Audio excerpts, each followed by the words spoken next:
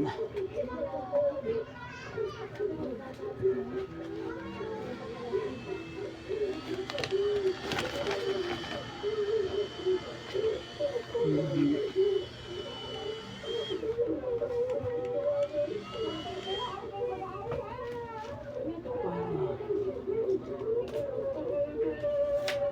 Para malaman natin yung gumagana. Ito lang yun.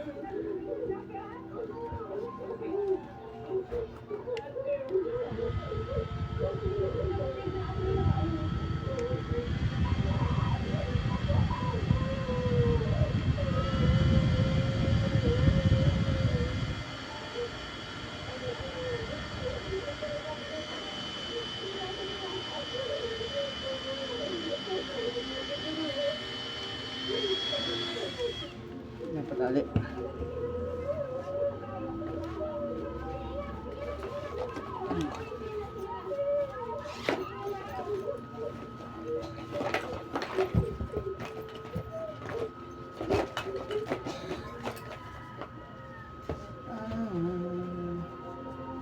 Nagano yun.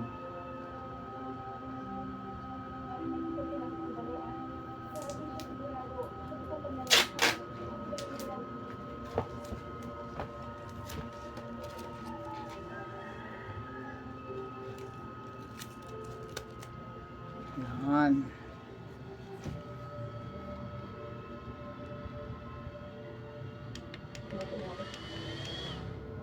Tunog naman na ganun eh.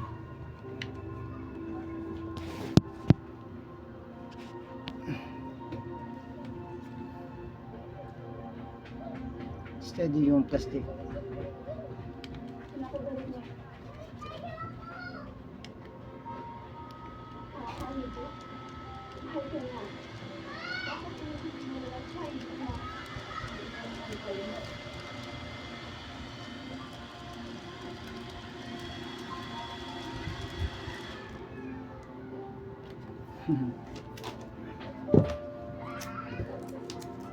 Dito kasi napanalunan ko to sa isang sa isang sayaw.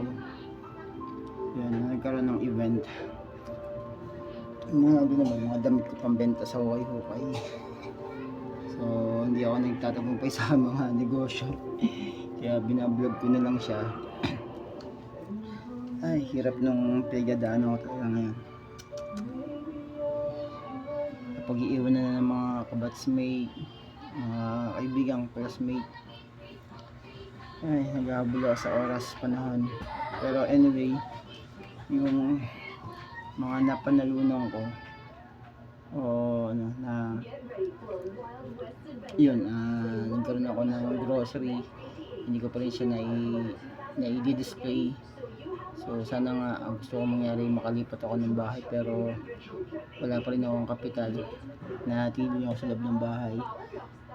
So yung hangarin ko, hindi siya niloob ng Panginoon Diyos, kaya yung mga gusto kong negosyo, yung dapat kong gawin, very sad ako sa nangyayari sa buhay ko. Ano pa magagawa ko, tanggapin na ng katotohanan. Nalulungkot ako, pero para maging magaan ng lahat, tanggapin na lang talaga. Papatigil ako eh. Yung ilulong ito ng pera para sa pag-ibig pan, kailangan din ng requirements para lang mailabas yung pera, mailong. Pero nagkamali din talaga ako nung nakakuha naman ako ng pera na nagbayad ako sa SSS, tapos hindi naman ako nakapagpatuloy. Sayang din yung pera.